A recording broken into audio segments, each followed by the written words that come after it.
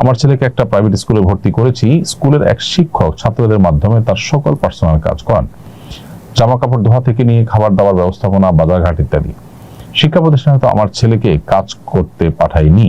শিক্ষার্থীদের মাধ্যমে শিক্ষকের পার্সোনাল এবং প্রাতিষ্ঠানিক কাজ করানো কি সঠিক কাজ?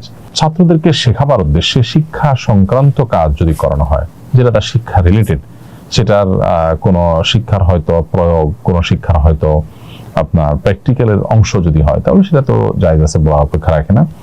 আর ছাত্রদেরকে শিক্ষার সঙ্গে কোনো সম্পর্ক নেই এরকম কাজ, অর্থাৎ একান্ত ব্যক্তিগত কাজ যেমনটি আপনি বলেছেন, সেরকম কাজ যদি করানো হয় তাহলে সেটা হবে নাজায়েজ।